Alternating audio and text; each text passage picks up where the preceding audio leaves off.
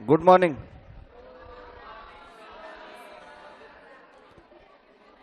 कल अपन ने डेप्रीसिएशन का एक न्यू मेथड सीखे थे। क्या नाम था उसका? Sum of year digits method. Sum of year digit method. ठीक है, उसके बेस पे एक क्वेश्चन है, क्वेश्चन नंबर 8।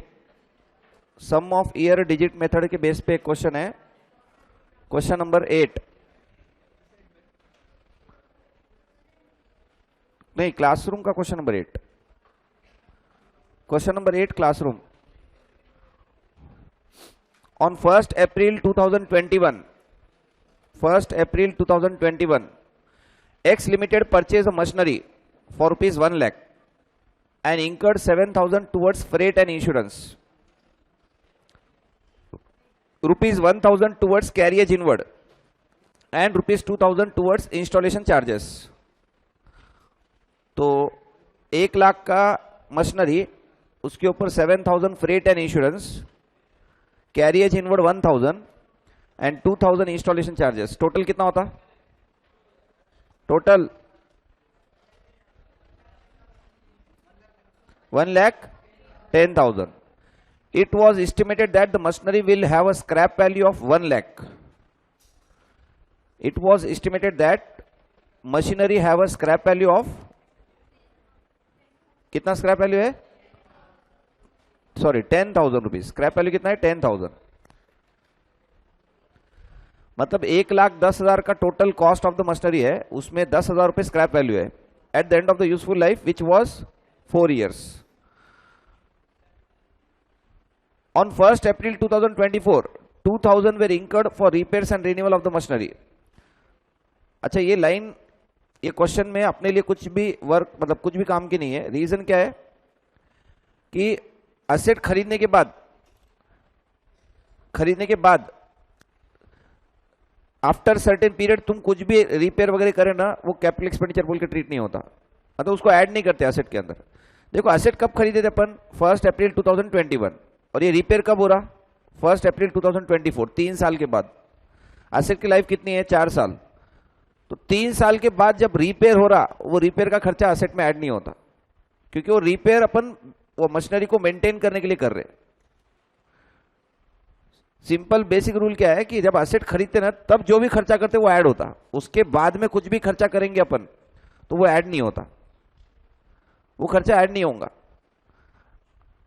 एक्सेप्शन है, अगर वो खर्चा करने की वजह से तुम्हारी मशीनरी की लाइफ बढ़ती होंगी या मशीनरी का प्रोडक्ट में क्वालिटी में चेंज होता होगा, तो फिर कैपिटल ऐड कर सकते। अभी ये क्वेश्चन में क्या बोला? रिपेयर करे, इसके वजह से कुछ फायदा हुआ बोल के ऐसा नहीं बोल रहा, खराब हुआ बोल के रिपेयर कर दिए, तो इससे कोई एडिशनल फायदा नहीं हुआ तुम्हारा। अपन एसेट यूज कर रहे हो, उसमें बीच में खराब हो गया, ठीक करे, तो उसे वो ठीक करने के वजह से तुमको ज्यादा फायदा क्या हुआ? पहले जैसा था बिना खराब हुए वैसे ही चल रहा, तो उस केस में तुमको है ना वो खर्चे को एक्सपेंसेस ट्रीट करना पड़ता, मतलब उसको एसेट में ऐड नहीं कर सकते। तो ये जो रिपेयर्स एंड रिन्यूअल खर्चा है 3 साल के बाद का 2,000 rupees, it should be directly debited to P&L account. Business के P&L अकाउंट में डेबिट होगा, प्रॉफिट एंड लॉस अकाउंट में। जब बिजनेस का फाइनल अकाउंट बनाएंगे ना, उस टाइम पे प्रॉफिट एंड लॉस अकाउंट में डेबिट हो जाएगा, ये असेट में ऐड नहीं करना है। ठीक है, तो ये वाला पॉइंट जो है लाइन क्वेश्चन में दिया कंफ्यूज करने के लिए कि तुम ऊपर के खर्चे जब ऐड कर दे रहे, ये वाले ये सब खर्चे जब तुम ऐड कर रहे, तो फिर ये क्यों नहीं करना? क्यों नहीं करना? बिकॉज वो जो ऊपर के खर्चे है ना, वो जिस दिन असेट खरीदे उसी दिन के खर्चे, सेम डे पे अगर एक्सपेंस कर रहे तुम, तो वो सब असेट में ऐड हो जाते। बट उसके बाद कभी भी करे, 3 महीने के बाद, 6 महीने के बाद, साल भर के बाद, 2 साल के बाद, तो वो खर्चे तुम्हारे ऐड नहीं होते। ऐड कब होते उसका भी बता दिया मैं तुमको। ऐड कब होते मालूम क्या? अगर वो खर्चा करने की वजह से उस असेट का एडिशनल बेनिफिट हो रहा होगा, तो खर्चा ऐड करने का। एक्चुअली इससे रिलेटेड एक चैप्टर है सीए फाउंडेशन के अंदर, capital expenditure and revenue expenditure बोल के, थ्योरी चैप्टर है मॉड्यूल के अंदर, स्टार्टिंग चैप्टर्स में आता वो। लेकिन अभी फिलहाल में वो टाइम पे जब करेंगे तुमको एकदम क्लियर हो जाएगा। लेकिन अभी फिलहाल में समझ के लो कि असेट खरीदने के बाद में कभी भी कोई भी एक्सपेंस करे अपन ने, तो वो जनरली एक्सपेंस ही रहता। लेकिन वो खर्चे की वजह से तुम्हारे असेट की लाइफ में चेंज हो रहा होगा। असेट की लाइफ पहले 4 साल थी, अभी ये रिपेयर करने के बाद असेट की लाइफ 6 साल हो गई। तो अगर तुम्हारी लाइफ बढ़ रही होंगी या फिर और कुछ चेंजेस आ रहे होंगे, फायदा हो रहा तुमको वो रिपेयर करके, तो फिर वो खर्चा ऐड होता, फिर वो असेट के अंदर ऐड हो जाता। लेकिन अभी के ये 2000 रुपीज के सामने अपने को कुछ भी नहीं बोल रहा क्वेश्चन में, खाली इतना ही दिया, रिपेयर्स एंड रिन्यूअल 2000, बस। रिपेयर एंड रिन्यूअल 2000 बोले तो अपने को नॉर्मल रिपेयर पकड़ना पड़ेगा। ये बिजनेस का रेगुलर रिपेयर, असेट जब खराब होता तो रिपेयर कराते ना, वो रेगुलर रिपेयर है, तो उसको खर्चा पकड़ना पड़ता, असेट में ऐड नहीं होगा ये। Required determine amount of depreciation, rate of depreciation and show the machinery account for the first 4 financial years ending on 31st March each year according to the sum of year digit method.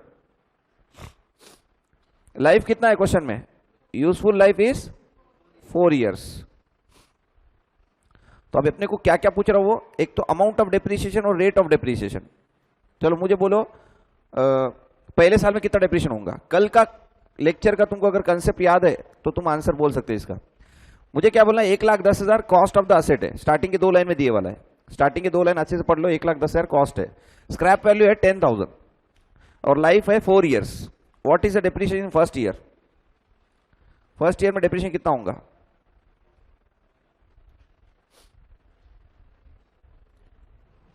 कल मैं तुमको कुछ example देके question पूछ रहा हूं, वैसा ही question है ये भी। कितना आएगा?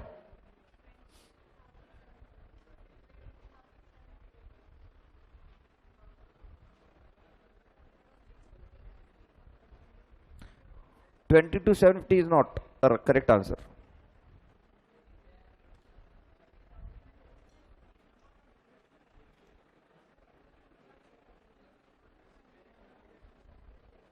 कल क्या देखे थे अपन ने? रेट ऑफ डिप्रेशन कैसे निकाले थे इसमें, या वो मल्टीप्लायर कैसे निकाले थे?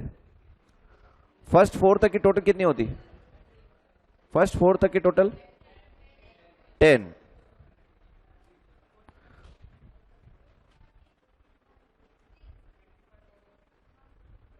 हाँ, आंसर 40,000 राइट है। 1,10,000 रुपए का एसेट है माइनस स्क्रैप वैल्यू 10,000, तो कॉस्ट कितना आया? कॉस्ट नहीं, एक्चुअली इसको बोलते हैं अपन डेप्रीसिएबल अमाउंट। डेप्रीसिएबल अमाउंट कितना आया? 1 लाख। अभी 4 तक की टोटल तुम्हारी 10 हो गई, तो डिनोमिनेटर में 10 आ गया। न्यूमरेटर में पहले साल में कितना आता? 4 आता कि 1 आता? 4 by 10 multiply by 1 lakh, 40,000। Second year में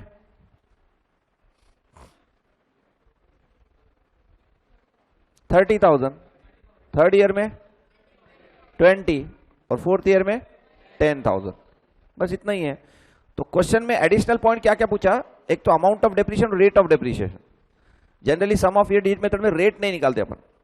ये जो 4/10 3/10 है ना, ये तुम्हारा रेट रहता है एक्चुअल में, लेकिन ये क्वेश्चन में रेट पूछ रहा अपने को।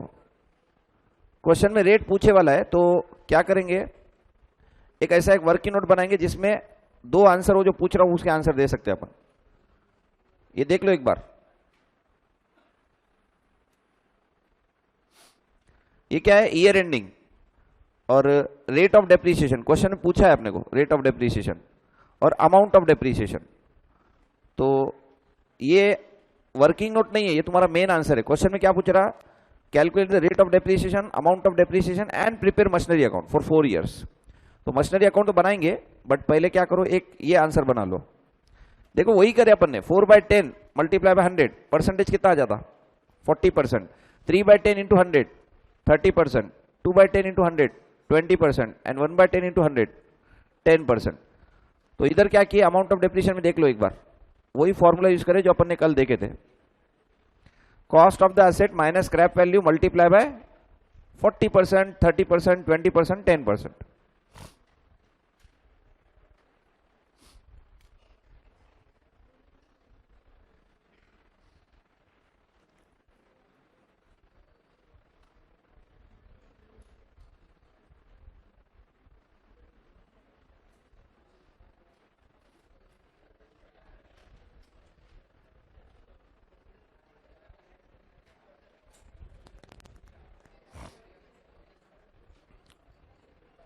ये भी मेन आंसर है, लिखो ऊपर, statement showing amount of depreciation and rate of depreciation. Statement showing amount of depreciation and rate of depreciation.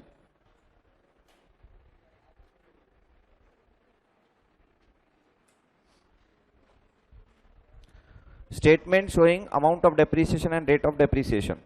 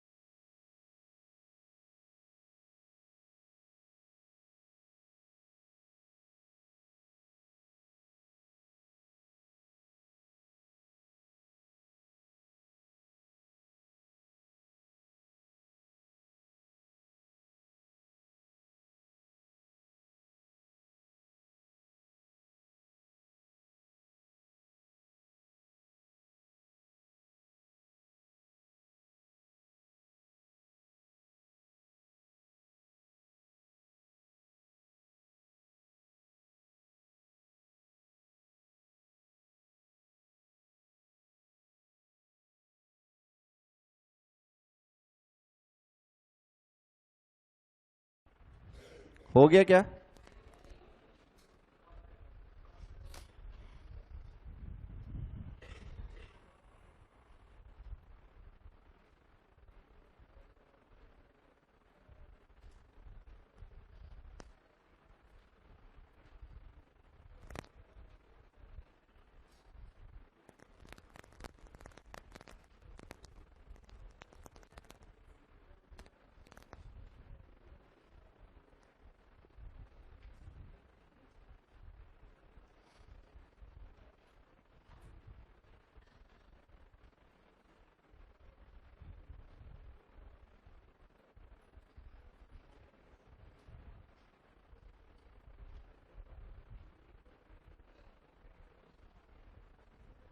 हो गया?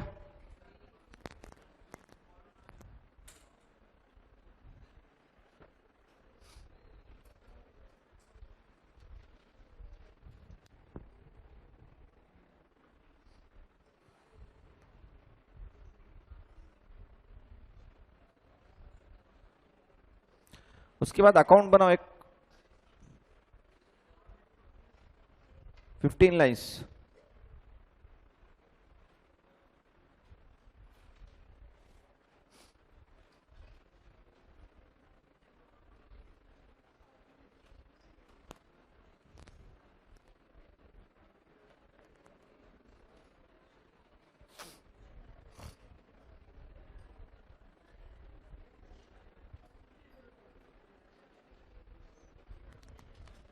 हो गया क्या?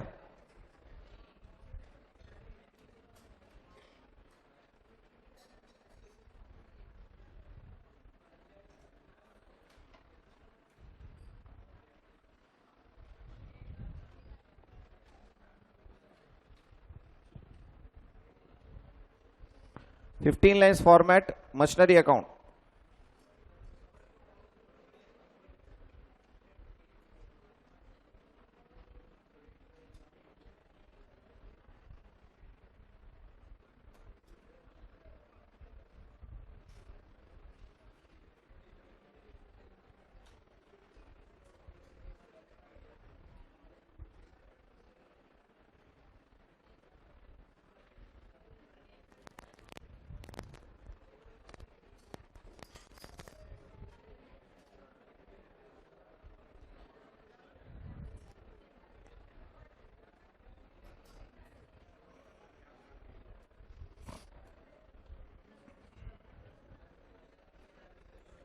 One four 2021।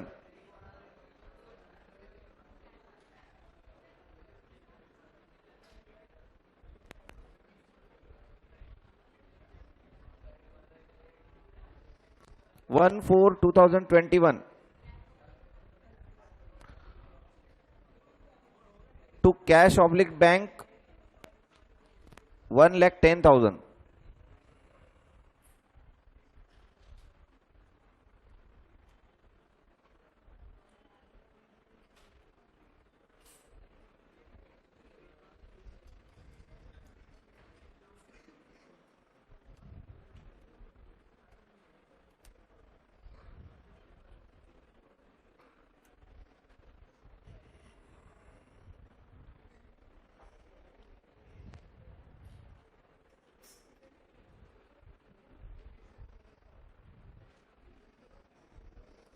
और 31 मार्च 2022 बाय डेप्रिसिएशन 40,000।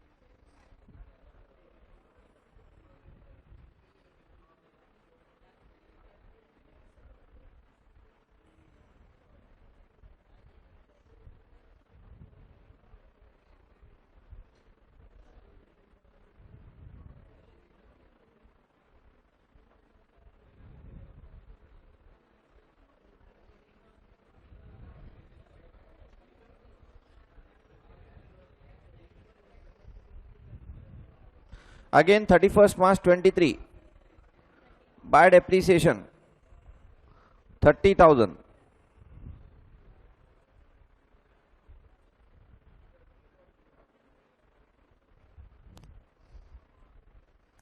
और फिर balance carried down brought down.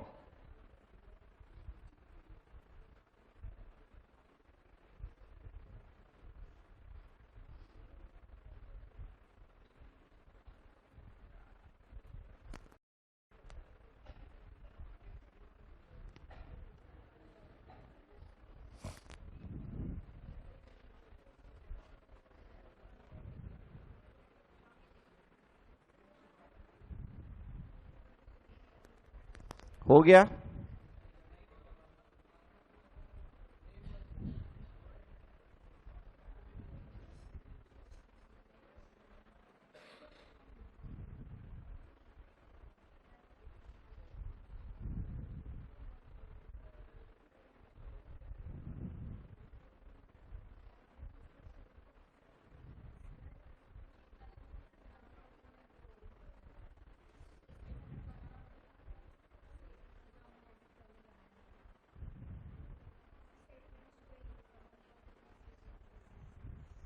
Question में स्पेसिफिकली बोला तो ही बनाना है। अब एक और एक क्वेश्चन है अपने पास, उसमें नहीं बोले वाला है तो नहीं बनाएंगे।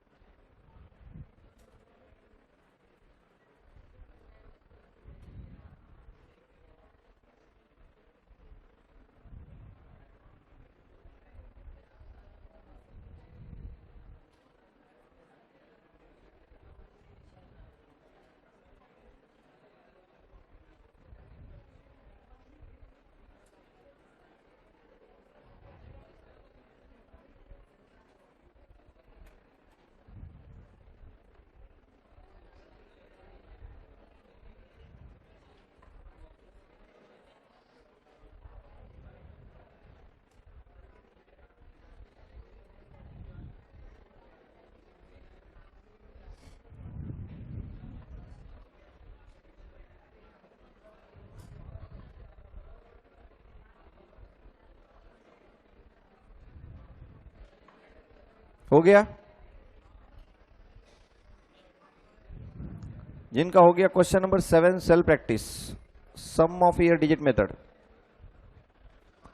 Cell practice question number 7।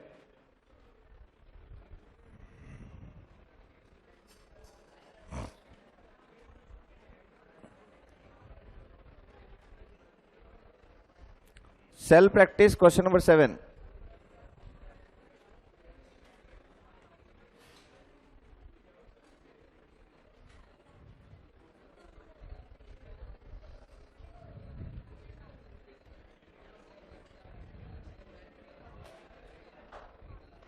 Messrs Raj and company purchase a machine for ₹1,00,000. Estimated useful life and scrap value were 10 years and ₹12,000 respectively. Estimated useful life and scrap value were 10 years and 12,000 respectively. The machine was put to use on 1/1/2016. Machine कब से use करना चालू किया इन्होंने? 1/1/2016. Show the machinery account and depreciation account in their books for the year 2021 by using sum of year digit method. तो मैं तुमको कल में बताया था कि एग्जाम में ये वाला क्वेश्चन 4-5 मार्क के लिए पूछने के चांस है. तुमको स्टार्टिंग से नहीं करना है. 2016 में एक असेट खरीदे थे इन्होंने. मेथड है सम ऑफ ईयर डिजिट मेथड. अभी बोल रहा 2021 का खाली अकाउंट बना के बताओ. तो यहाँ 2021 में टू बैलेंस ब्रॉट डाउन कितना लिखना? 2021 में बैलेंस ब्रॉट डाउन कितना लिखना मशीनरी अकाउंट में? कैलकुलेट करके बोलो. 10 ईयर्स लाइफ है, स्क्रैप वैल्यू 12,000 है और 1,00,000 का असेट है. What is a balance brought down in 2021?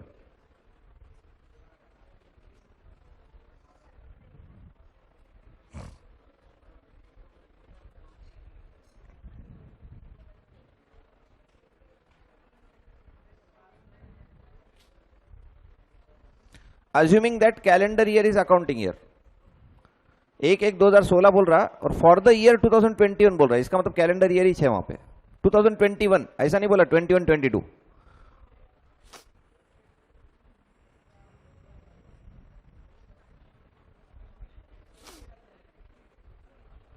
$64,000 100% गलत है.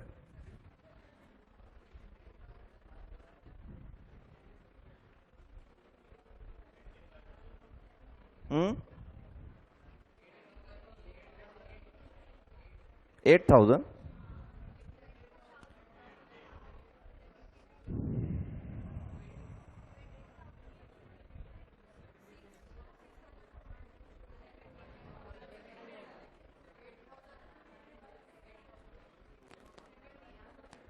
कितना डिफरेंस है? कुछ बोल रहे 72, कुछ बोल रहे 8,000.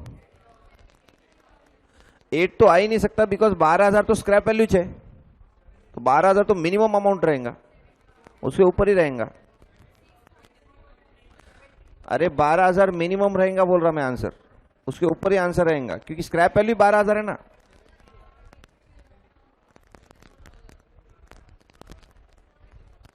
$24,000.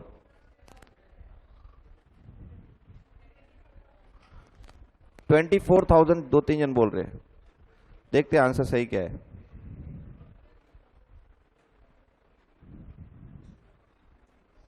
One 2021 to balance brought down 36,000. तो जिन्होंने 24 निकाले वो थोड़ी सी क्या गलत कर दिए, 12,000 रुपए स्क्रैप वैल्यू को इंक्लूड नहीं करे. तुमने क्या करे, डेप्रीसिएशन माइनस करे. लेकिन किस में से माइनस करे मालूम क्या? 88,000 में से माइनस करे. बट 88 में से नहीं करना है, 1,00,000 में से पूरा डिप्रीशिएशन माइनस करो तो तुम्हारा 36 आ जाता. कल मैं बताया था ये आंसर. देखो कैसे करना है, देख लो एक बार, क्योंकि ये सम ऑफ ईयर मेथड का लास्ट क्वेश्चन है. देख लो एक बार. मैं क्या बोला तुमको? 1,00,000 का कॉस्ट है, असेट का 1,00,000 का कॉस्ट है, 12,000 स्क्रैप वैल्यू है. इसको अपन क्या बोलते हैं? Depreciable amount multiply by. अब कौन से ईयर के डेप्रीशिएशन हो गए? 2016 का. कितना डेप्रीशिएशन होगा 2016 का? 10/55 प्लस 2017 का 9/55, 2018 का 8/55, 2019 का 7/55, 2020 का 6/55. 21 में तो अपने को अकाउंट बनाने का है. डिवाइड बाय, इसके नीचे सबके नीचे डिनोमिनेटर 55 था तो मैं नीचे 55 लिख दे रहा. अब इसका आंसर बोलो कितना आता. इसका आंसर निकाल के बोलो कैलकुलेटर में. 60. हाँ, तो जिन्होंने 64 निकाले वो भी गड़बड़ करे आंसर देने में. अरे ये डेप्रीसिएशन है. मैंने कहां पूछा तुमको डेप्रीसिएशन कितना आता? पूरे 5 साल में डेप्रीसिएशन कितना होता है ये नहीं पूछा था मैंने पूछा था बैलेंस ब्रॉट डाउन कितना आएगा. और ये 64 जो है ना, it is a total depreciation of last 5 years.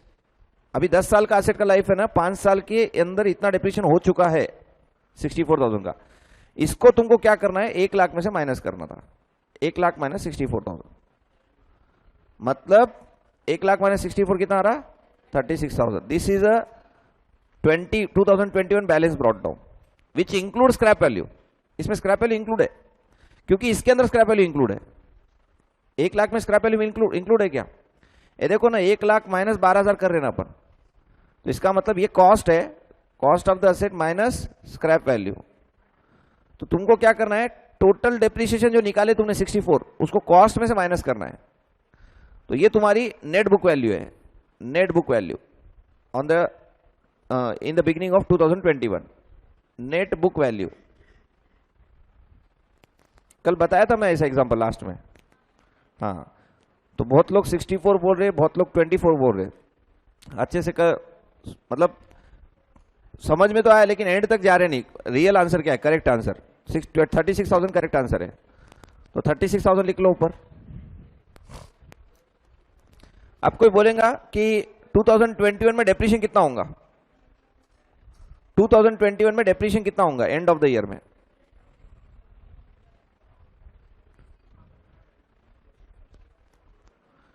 Six by 55 multiply by 88,000. 6 by 55 multiply by 88,000.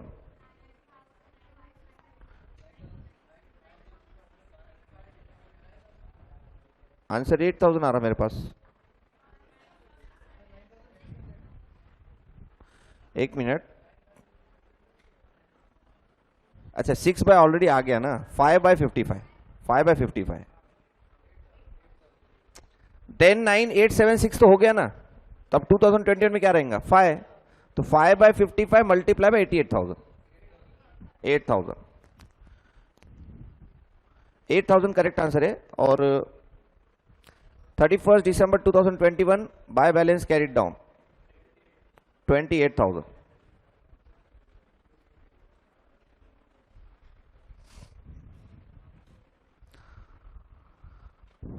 तो बस 4 लाइन का एक अकाउंट बनाने का है, दोनों भी. एक 4 लाइन का, एक 3 लाइन का.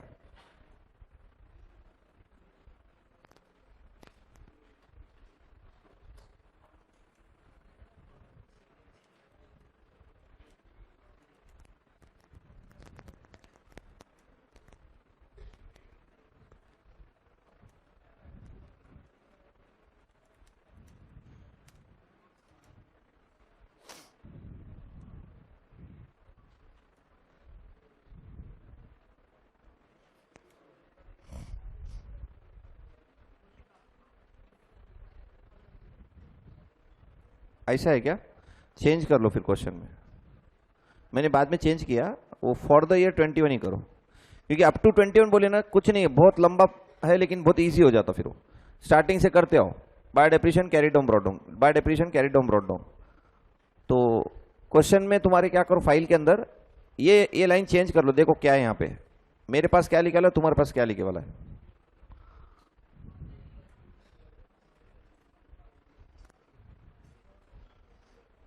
फॉर द ईयर 21 कर लो उसको, खाली फॉर द ईयर 21 करना है तुमको.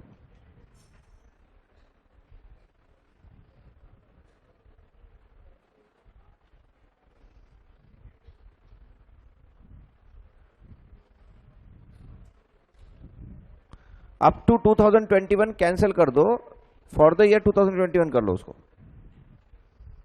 क्योंकि अप टू 21 बोला तो आंसर बहुत इजी हो जाता, फिर खाली बड़ा हो जाएगा क्वेश्चन. 5-6 साल का तुमको कैलकुलेशन करना पड़ेगा.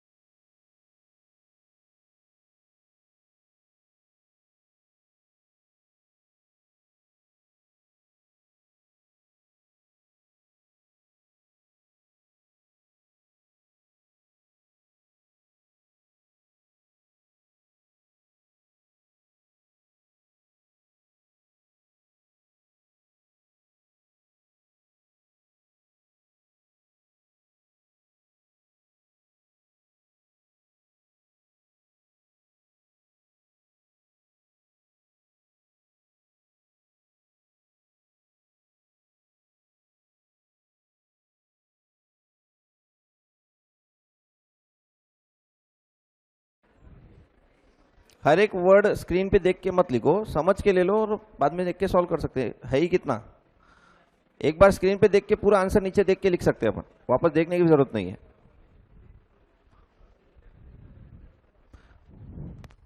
बहुत बड़ा आंसर है, अलग अलग अमाउंट्स है, अलग अलग चीज है, तो फिर ठीक है। यहाँ पे एकदम सिंपल क्वेश्चन एकदम।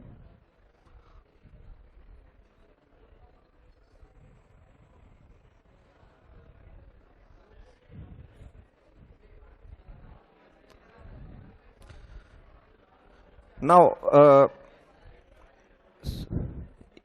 डेप्रिसिएशन चैप्टर का सबसे इंपॉर्टेंट एक कंसेप्ट है,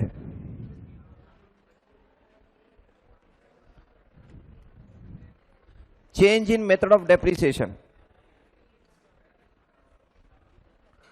change in method of depreciation.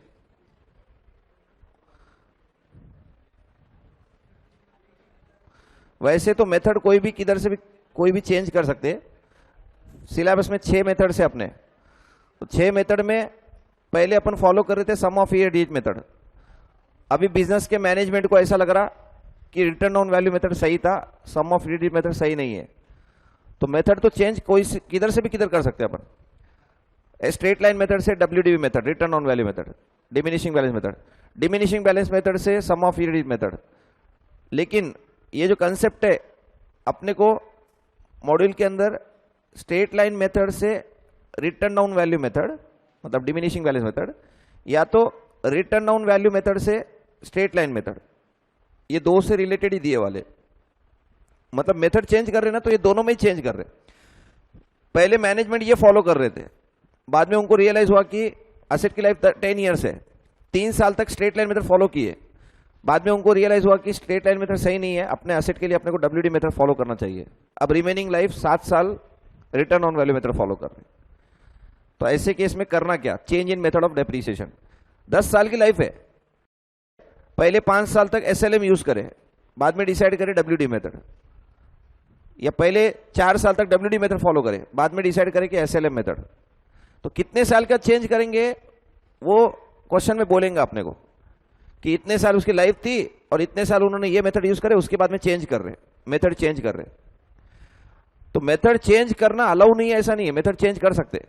अगर तुमको लग रहा कि तुम्हारे एग्जिस्टिंग मेथड से नया मेथड और सही है तुम्हारे एसेट के लिए, पुराना मेथड जो था ना वो अपने को अभी तक मालूम नहीं था बोल के अपन यूज कर रहे थे, लेकिन इससे भी सही मेथड तुम्हारा कौन सा है, दूसरा वाला जो अभी यूज करने वाले पर नया मेथड। तो मेथड चेंज करना है तो कर सकते, तुम्हारे पास उसके लिए क्या बोलते, चेंज क्यों कर रहे हो उसका करेक्ट रीजन होना चाहिए। ऐसा चेंज नहीं कर सकते क्योंकि वो WD मेथड में थोड़ा हार्ड है कैलकुलेशन बोल के हम SLM फॉलो कर रहे हैं, ये कोई रीजन नहीं है। तुमको अगर किसी ने पूछ लिया कि मेथड चेंज क्यों कर रहे, तो तुमको ऐसा रीजन देना पड़ेगा जो सामने वाले को एक्सेप्ट हो, वो अपने से बहस नहीं करे। तो चेंज करना है मेथड तो कर सकते, लेकिन उसका जेन्युइन रीजन होना चाहिए। क्या रीजन है कि तुम चेंज कर रहे, मेथड चेंज क्यों कर रहे। अच्छा, किसको लगेगा कि सर अपने को कौन पूछने वाला मेथड चेंज करेंगे, तो अपन यहाँ पे सोल ट्रेडिंग के एंगल से नहीं बात कर रहे। सोल ट्रेडिंग में कोई कुछ पूछता नहीं किसी को भी, क्योंकि वो अकेला ओनर है, उसको कौन बोलने वाला है, तू मेरी मर्जी मैं चेंज कर रहा, तो उसको किसी को आंसर देने की जरूरत नहीं है। लेकिन अगर मैं कंपनी की बात करूं, पार्टनरशिप फर्म की बात करूं, तो उसमें तो आंसर देना पड़ेगा तुमको। कंपनी के अंदर कोई ओनर नहीं रहता, तो किसी ने शेयर होल्डर ने पूछ लिया मीटिंग के अंदर कि कंपनी ने इस साल मेथड चेंज किया, डेप्रिसिएशन का रीजन क्या है, और उसको प्रॉपर आंसर नहीं दे सके, तो तुम चेंज नहीं कर सकते, तुमको पुराना ही मेथड फॉलो करना पड़ेगा। और ऐसे रीजन नहीं चाहिए कि भाई पहले का मेथड हार्ड था, ये हार्ड होने की वजह से मेथड चेंज करेंगे, ये गलत है। हार्ड क्या रहता, मेथड तो मेथड ही रहता ना, हार्ड रहो या इजी रहो, उसमें क्या है। अभी तुमको भी WD मेथड थोड़ा सा स्ट्रेट लाइन मेथड से थोड़ा सा टफ ही है ऐसा देखे तो, क्योंकि उसमें डेप्रिसिएशन चेंज होते रहता, और जब सडनली सेल करते ना तो कैलकुलेशन थोड़ा ऊपर से करते आना पड़ता, अपने को चेक करना पड़ता कि इसकी रिटर्न ऑन वैल्यू क्या है ओपनिंग बैलेंस में, फिर उसके अंदर डेप्रिसिएशन होता क्या, मतलब थोड़ा सा WD मेथड में कैलकुलेशन होते। स्ट्रेट लाइन मेथड क्या है, थोड़ा सा ओरली भी कर सकते हैं अपन कि हर साल डेप्रिसिएशन सेम रहता, ठीक है। तो ये रीजन नहीं होना है कि मेथड चेंज करने का कि हमने पुराना मेथड जो फॉलो किया ना वो थोड़ा हार्ड है, इसके लिए हम मेथड चेंज कर रहे हैं, ये कोई रीजन नहीं है। तुम्हारे मशीनरी पे चेंज करना मेथड का जरूरी क्यों है, उसका रीजन होना चाहिए। अगर स्ट्रॉन्ग रीजन है तो मेथड चेंज कर सकते हो। अच्छा, मेथड चेंज किए तो क्या करना है देख लो एक बार। अच्छा, एक एग्जांपल है, पहले मेरे को इसका आंसर बोलो कि अगर मेरा एक 1 लाख का असेट है, 1 लाख का, उसके ऊपर 10% डेप्रिसिएशन का रेट है 10%, और वो भी मेथड कौन सा है? Written down value method. Written down value method है, diminishing balance method. What is the value after 6 years? 6 साल के बाद इसकी बुक वैल्यू क्या रहेंगी? 6 साल हो गए, 7वें साल में ओपनिंग में इसकी वैल्यू क्या आएंगी? रिटर्न डाउन वैल्यू मेथड है, 10% डेप्रिसिएशन है। What will be the value after 6 years? जिसने अभी 40 बोला और रुक गया बीच में, वो स्ट्रेट लाइन मेथड से है। इतना इजी रहता था तो सभी जन बोल देते थे। रिटर्न डाउन वैल्यू मेथड है। आया किसी का? 5 5 3 1 4 4.1। दूसरा कोई आंसर किसी का?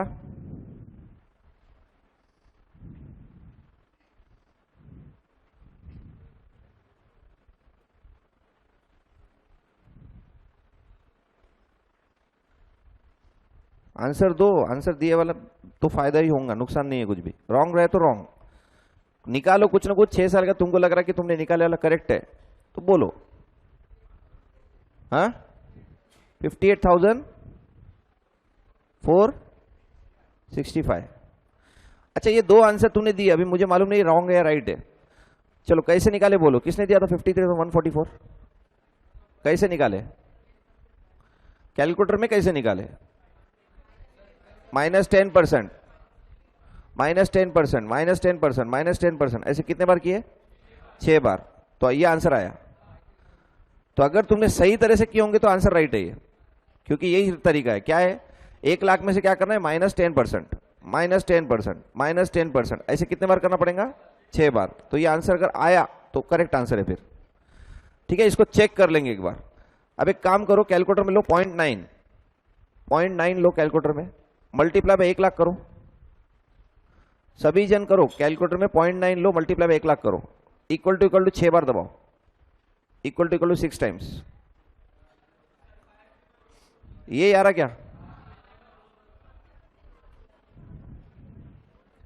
कुछ कैलकुलेटर में नहीं आएंगे, बिकॉज वहां पे कांस्टेंट का एक फंक्शन रहता, मतलब वो कैलकुलेटर में नहीं आएगा। मतलब बाकी अगर तुम्हारे बाजू वाले का आए होंगे तो वो कैलकुलेटर लेके एक बार सॉल्व करके देख लो। कुछ कैलकुलेटर में नहीं आएंगे, बिकॉज उसमें अभी न्यू कैलकुलेटर में कांस्टेंट बोल के एक फंक्शन आ रहा, तो उसका यूज करके निकालना पड़ता। रेगुलर वाले कैलकुलेटर में आ जाएगा तुम्हारा। मैं क्या बोला था? 0.9 लो। 0.9 कैलकुलेटर में सबसे पहले एसी दबाओ, पहले 0.9 लो कैलकुलेटर में, इंटू 1 लाख करो, इंटू 1 लाख, और इक्वल टू कितने बार करना है? 6 बार। तो जो वैल्यू आ रही वो तुम्हारी 43,144.1 आ रहा क्या? और सॉरी 43 नहीं, 53,144.1 आ रहा। हाँ, अभी क्वेश्चन है कि इतना इजीली आंसर आ गया, हमने तो 10% माइनस करते गए थे 6 बार। तो ये कैसे आया? 0.9 का मतलब होता 10% डेप्रिसिएशन है बोल के 0.9 लिया मैंने, शॉर्टकट। अब 10% का मतलब क्या होता? मान के 0.1 होता, तो अगर 1 में से 0.1 माइनस किया तो कितना आता? 0.9। मतलब इनडायरेक्टली अगर 10 रुपए का असेट है, 10% डेप्रिसिएशन कर रहे अपन, तो -10%, तो कितना बच रहा? 9 रुपए बच रहा। तो 10 और 9, इसको देखो यहां पे 1 रुपये को मुझे 10% से कम करना है तो 9.9 बचेगा ना।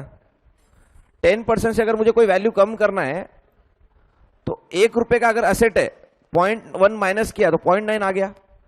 तो 0.9 मल्टीप्लाई बाय 1 लाख। अच्छा ऐसा नहीं कर सकते, कोई अगर ऐसा करेगा 1 लाख इंटू 0.9 इक्वल टू करेगा तो आंसर नहीं आएगा।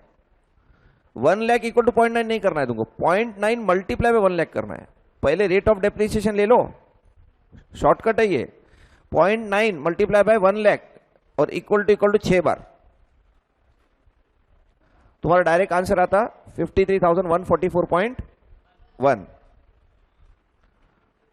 ठीक है, अभी मैं एक और क्वेश्चन पूछ रहा हूं, उसका आंसर बोलो। चलो सुनो, 2,20,000 कॉस्ट ऑफ द असेट है, कॉस्ट ऑफ द असेट है 2,20,000।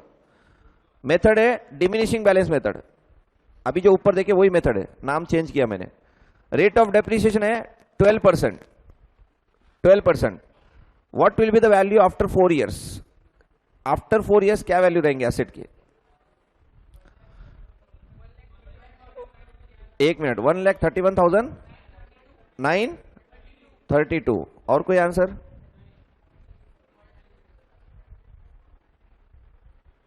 पॉइंट क्या छोड़ो, ठीक है, 32 ये चाह रहा क्या? अभी तुमने क्या किए? 0.9 ली क्या? हाँ, 0.88 करेक्ट है। 0.88 क्यों? 12% है ना, तो 100 माइनस 12 करके देख लो, 88 आता ना, डिवाइड बाय 100 करो वापस। शॉर्टकट कैसे निकालते हैं? 100 माइनस 12, 88 डिवाइड बाय 100 करो वापस। 0.88 आता क्या? तो ये तुम्हारा शॉर्टकट हो गया 0.88 multiply by cost of the asset 2,20,000 और इक्वल टू कितने बार? 4 बार। जैसे जैसे इक्वल टू 4 बार करेंगे तुम्हारा आंसर आ जाएगा 131,932। तो रिटर्न डाउन वैल्यू मेथड में तुमको अगर कुछ एसेट की वैल्यू सर्टेन पीरियड के बाद निकालना है तो बहुत इजी है। उसको क्या करो, इस तरह से शॉर्टकट से भी तुम निकाल सकते हैं। इस तरह से शॉर्टकट यूज करके भी तुम कैलकुलेशन कर सकते हैं। खाली ये कैसे निकालते ये समझ जाओ, ये फिक्स नहीं है तुम्हारा। और कभी भी रेट जो शॉर्टकट निकालेंगे ना, वो सबसे पहले मल्टीप्लाई करना है। द 0.88 मल्टीप्लाई बाय 2,20,000 और फिर इक्वल टू तुमको 4 बार प्रेस करेंगे, डायरेक्टली तुमको रिटर्न ऑन वैल्यू मिल जाएंगे। ठीक है,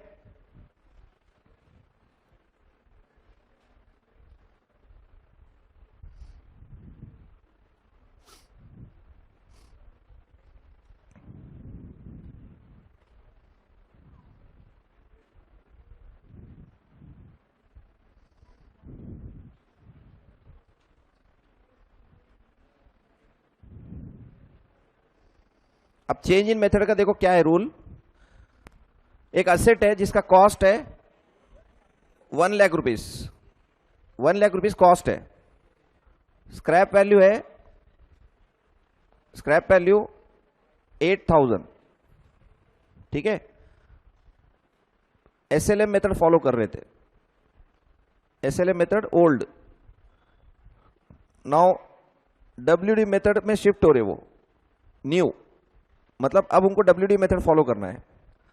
rate of depreciation, rate of depreciation 10% और यहां पे भी रेट ऑफ डेप्रीसिएशन 10%। मतलब मैं क्वेश्चन में बोल रहा कि दोनों का रेट सेम पकड़ लो बोल के, 10% ही पकड़ो रेट। तो अब क्वेश्चन है कि स्ट्रेट अभी after 3 years, after 3 years management wants to change the method to WD method, what is the depreciation in 4th year? 3 साल के बाद, 3 साल तक ये मेथड यूज करे, ये वाला एसएलएम मेथड यूज करे। 3 साल के बाद मैनेजमेंट को ऐसा लग रहा कि अब यहां से डब्ल्यूडी मेथड पे जाना चाहिए, रेट ऑफ डेप्रिसिएशन सेम है 10%। तो आफ्टर 3 इयर्स, तो मेरे को बोलो 3 साल तक जो डेप्रिसिएशन होने के बाद उसकी बुक वैल्यू क्या आती? तो 1 लाख पे 10% कितना होता? कितना? 10,000। तो 3 साल कितने हो गए? 30,000। तो इसकी बुक वैल्यू कितनी आ जाएंगी? 70। नेट बुक वैल्यू कितनी आ जाएंगी? 70,000।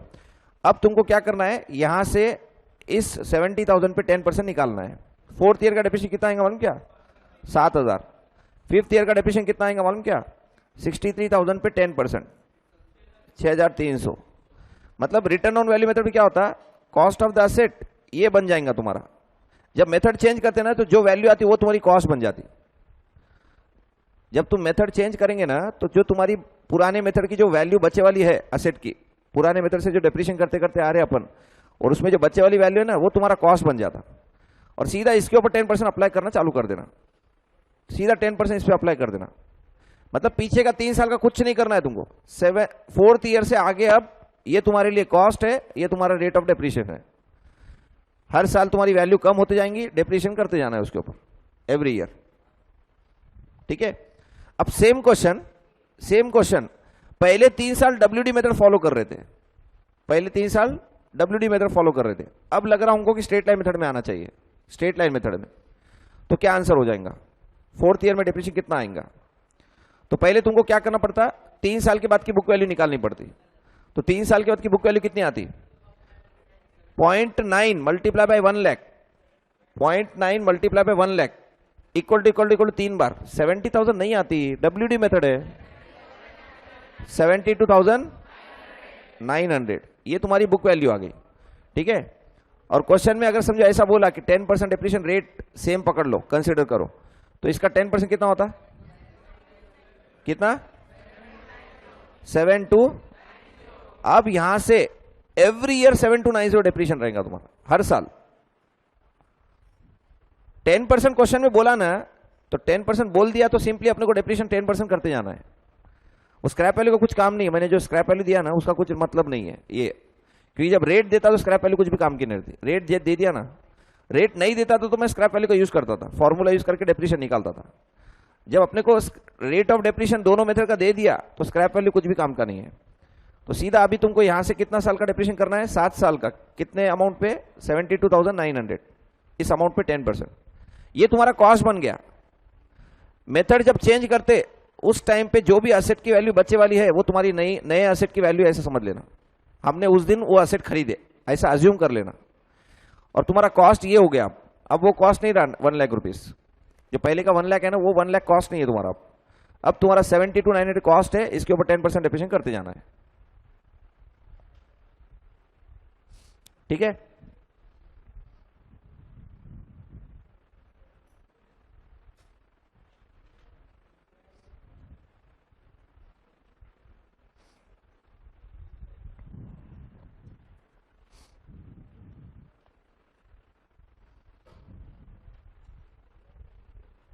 कैलकुलेटर देख मिनट।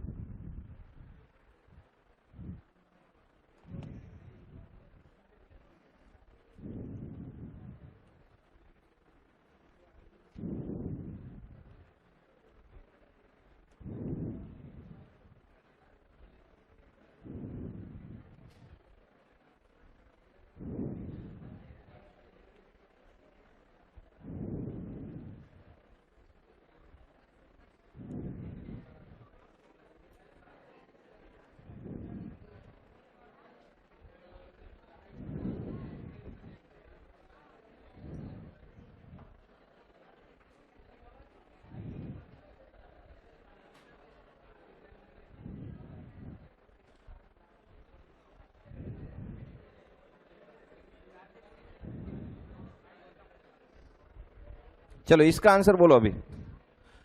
अगर return down value method follow कर रहे अपन, सुनो ध्यान से, जिसको समझ में आंसर बोलो। Return down value method follow कर रहे अपन, 15% रेट ऑफ डेप्रिसिएशन है, और मेरे 4 साल के डेप्रिसिएशन करने के बाद ये वैल्यू बच्चे वाली है। तो ये एसेट मैंने कितने में खरीदा था?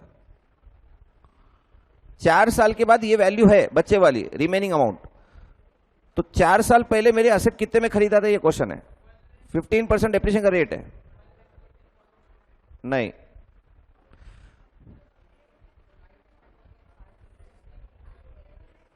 नहीं 11 लाख उतना नहीं आता,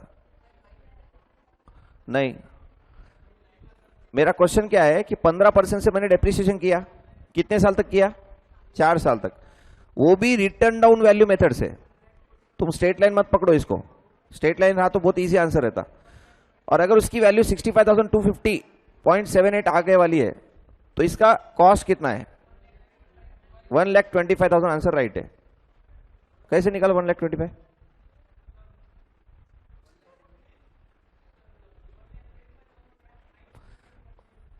नहीं, लेकिन 125 कैसे समझा? अंदाजे से। तुम्हें अगर और 4-5 क्वेश्चन दियो तो फिर तो नहीं आएगा, क्योंकि मैं एग्जैक्ट अमाउंट लिया। अगर मैं ऐसा लेता था 127,340, फिर तो अंदाजा लग ही नहीं सकता। अंदाजा कैसे लगाएंगे फिर तुम? ठीक है, ऐसे आंसर को भी बहुत इजीली निकाल सकते कि बात का अमाउंट है ना, तो 65,250.78। मुझे बोलो 15% अगर रेट है, शॉर्टकट क्या बनता अपना इसमें? शॉर्टकट क्या रहेगा इसका? 0.85 0.85 रहेगा ना, तो डिवाइड बाय 0.85 करो, कैलकुलेटर में लो।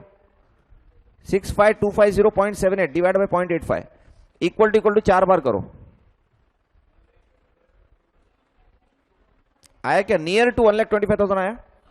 अब एक काम करो, AC दबा के 1,25,000 0.85 इंटू 1,25,000 इक्वल टू 4 बार करो, मतलब क्रॉस चेक कर रहे हैं अपन। 0.85 AC दबाओ पहले, 0.85 मल्टीप्लाई बाय 1,25,000 और इक्वल टू कितने बार बोलो, 4 बार प्रेस करो। ये आंसर आ रहा क्या, 65,250.78। इसका मतलब तुमको आंसर से क्वेश्चन पे भी जाने आना चाहिए और क्वेश्चन टू आंसर भी जाना आना चाहिए। तो क्वेश्चन टू आंसर तो बहुत इजीली आ जा रहा अपने को। मतलब मैं अभी तक के तुमको जितने भी अपन लेक्चर करे उसमें मैंने तुमको क्या बोला था कि ये कॉस्ट ऑफ द असेट है, इतने साल के और इसकी वैल्यू क्या आएंगी, तो तुमने निकाले वो WD मेथड से भी निकाले, SLM से भी निकाले।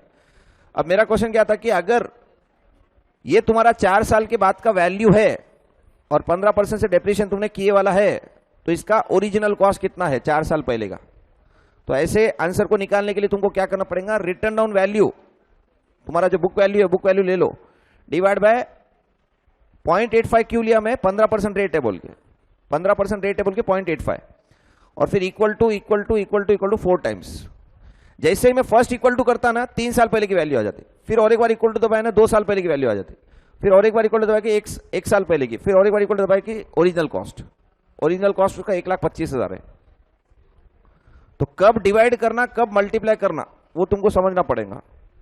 ये दोनों भी चीजें चेंज इन मेथड नहीं, अपना रिटर्न डाउन वैल्यू मेथड के लिए काम की है। क्योंकि एग्जाम में क्या बोलता, 1/1/2016 में असेट खरीदे और 1/1/2020 में तुमको क्या करना है, इसका अकाउंट बनाने का 2020 का, खाली 2020 का, और 2016 में जो असेट खरीदे ना उसका कॉस्ट दे देता अपने को, परसेंटेज डेप्रिसिएशन दे देगा, मेथड दे देगा रिटर्न ऑन वैल्यू मेथड।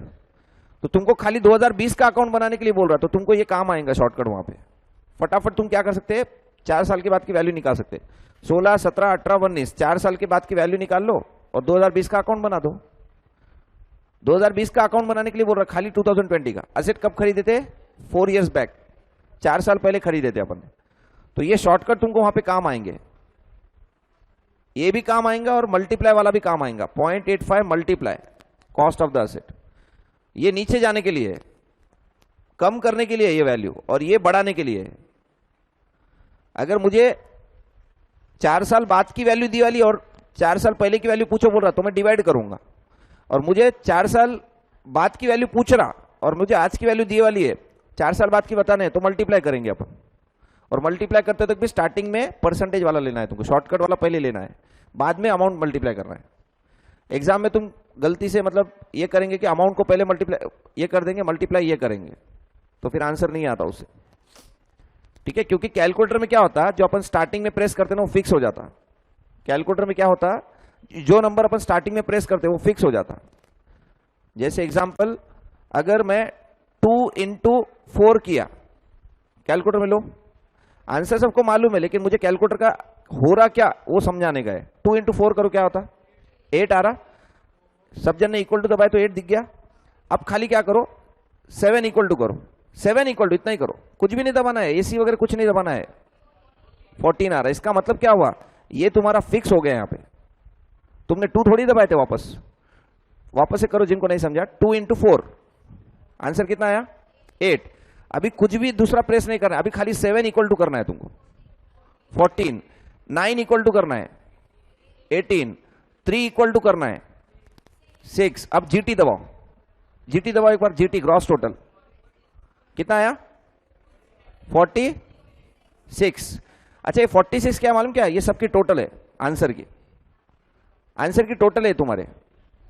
अभी तुमने जब तुमने इक्वल टू दबाए, तुम्हारे पास आंसर आते गए थे, तुमको समझ में आ रहा मल्टीप्लाई 2 होते जा रहा, और बाद में मुझे उसकी टोटल चाहिए, सबकी टोटल चाहिए, तो GT दबा दिए तो तुमको टोटल भी मिल जाती।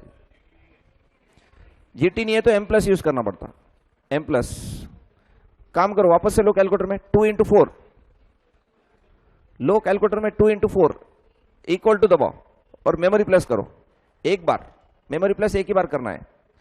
7 equal to memory plus, 7 equal to memory plus, 9 equal to memory plus, 9 equal to memory plus, 3 equal to memory plus, 3 equal to memory plus. अब मेमोरी रिकॉल, MRC दबाओ, 46। ठीक है, तो ये सब स्टैटिस्टिक्स वगैरह में तुमको बहुत काम आएगा, कैलकुलेटर का यूज बहुत जरूरी है।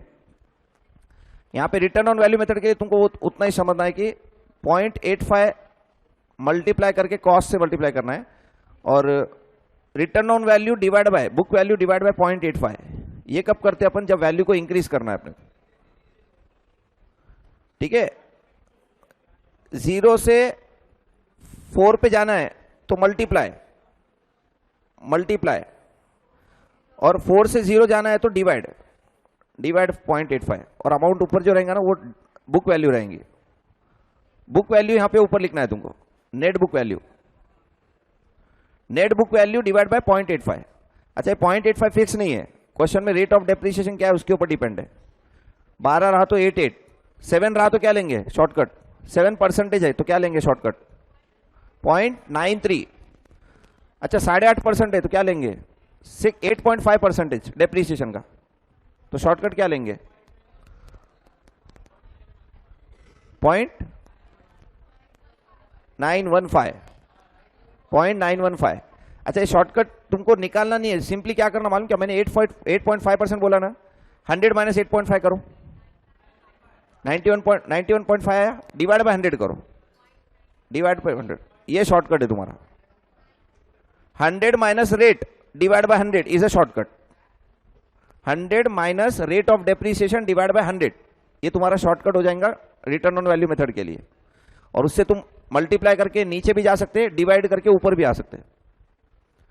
मैं तुमको 8 साल के बाद की वैल्यू दे दिया और बोला कि इसका ओरिजिनल कॉस्ट बताओ कितना है, तो डिवाइड करना पड़ेगा। तुम रेट ऑफ डेप्रिसिएशन दे दूंगा मैं, तो डिवाइड करके इक्वल टू दबाना 8 टाइम्स, डायरेक्टली ऊपर पहुंच जाते हैं अपन। ठीक है, बाकी का कल करेंगे अपन।